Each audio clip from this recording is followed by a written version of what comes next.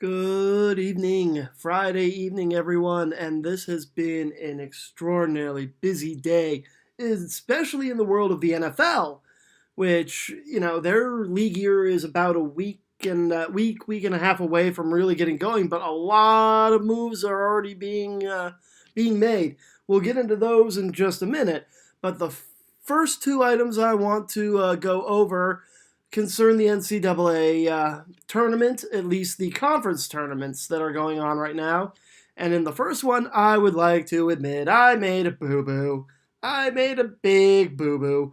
In my video last night, talking about the Notre Dame Duke game, I sort of trash talk Duke a little bit, as I am sort of known to do just for funsies when I make a big upset prediction sometimes. That was wrong. Notre Dame hung with them for a half. That was all they hung with them for. So, congratulations to Duke for knocking out my upset from yesterday.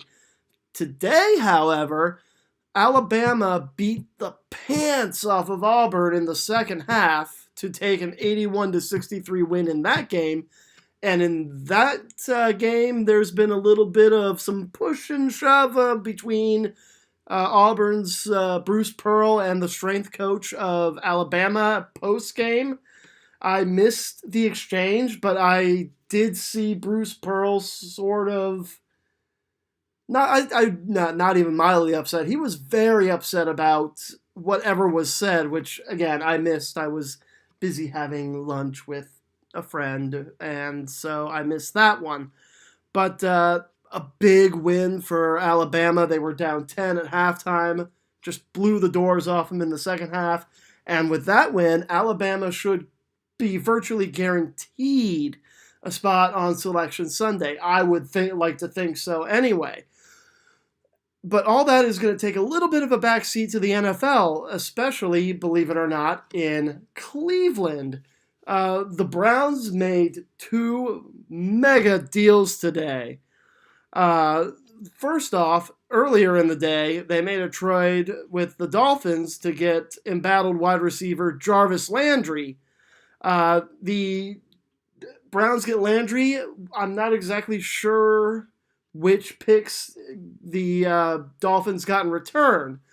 But just a few minutes ago, before I started setting up to record this video, the Browns get Tyrod Taylor from the Bills for a third-round draft pick.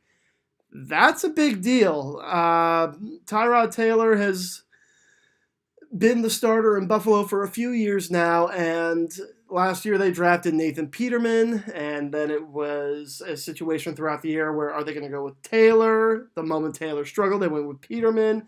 Peterman struggled even more. I think it's a good deal for the Browns. I think the Bills are getting a little ahead of themselves unless they have either faith in Peterman that I haven't seen yet, or they have a plan in the draft or free agency that I don't know about yet. Also coming down today is that the Eagles are trading wide receiver Torrey Smith to the Panthers. In exchange, the Panthers will send cornerback Daryl Worley. It's a fairly even trade. Cornerback for wide receiver in this situation, about the same level. It's a good deal for both teams, I think. I think in both those cases it'll take care of some cap space. And the other big news of the day was Richard Sherman being released by the Seattle Seahawks, therefore breaking up the Legion of Boom for good as we know it. Now it's a bunch of speculation as to where will Sherman go, and the most frequent name I've heard pop up in reports has been with the New England Patriots, which as a Patriots fan, I would personally enjoy. Especially if they're going to let Malcolm Butler walk like everyone's expecting them to. You can bring in Sherman hopefully on a somewhat reasonable deal. I know he's probably going to seek more than is going to be willingly offered, but he is technically damaged goods thanks to the ACL injury he had last year, which we're still not sure he'll be necessarily ready to come back from exactly at the start of training camp. But I can see that being a good pickup for New England or any other team that can get him for the right price. And that's the catch, is that you have to be able to get him for the right price. Another trade, I think this happened yesterday. It might have happened this morning. With all that has been going on, I've almost lost track. Bad me, I know I lost track.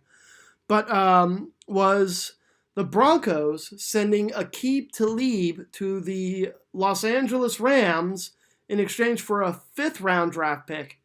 And that was very surprising for me. Not that they traded him. I've been hearing rumors that they wanted to. But that all St. Louis had to give up was a 5th-round draft pick for Aqib Talib, one of the top corners in the game.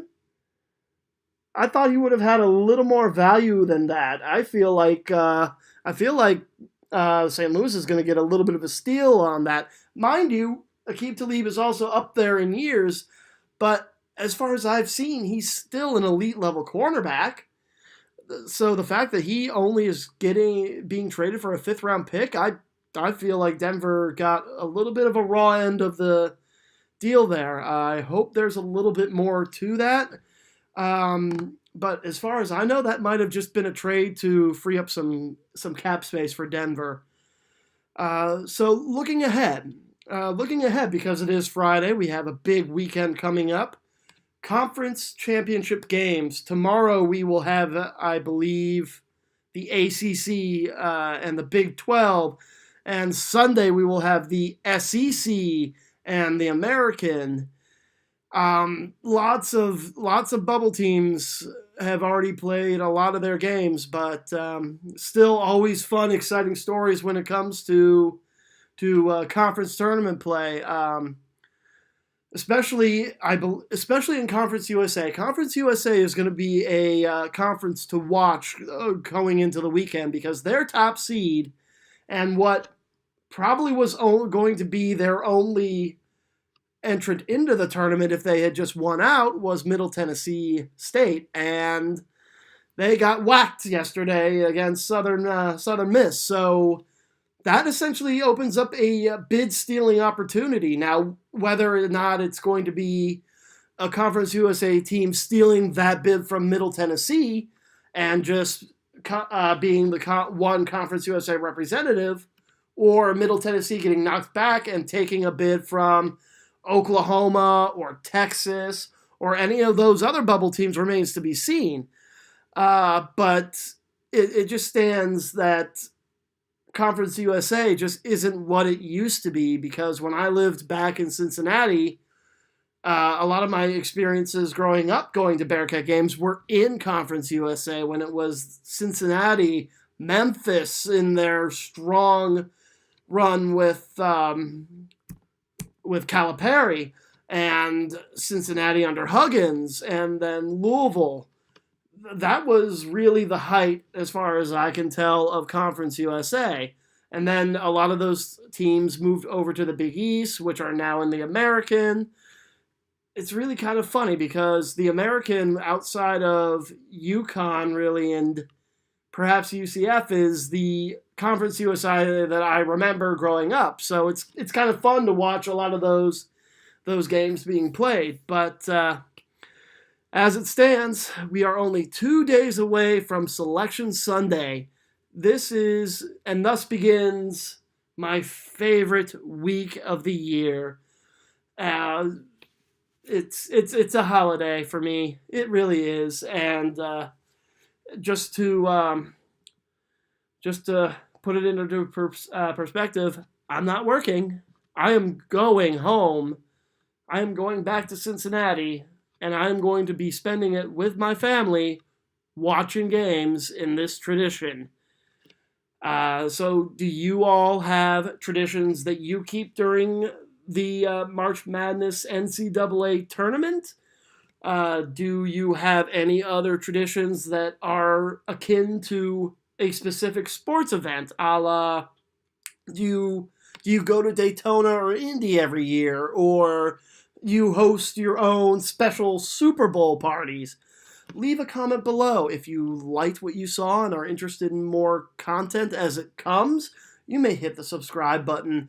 And if you're looking for me on Twitter, it is at DL Moviesports. So I hope you have a good start to your weekend. Normally, I don't do uploads during the weekend, but I will do a Selection Sunday special once the brackets have been revealed. And I'm going to at least stay on a little bit to hear a couple of the interviews that are done with the committee chair.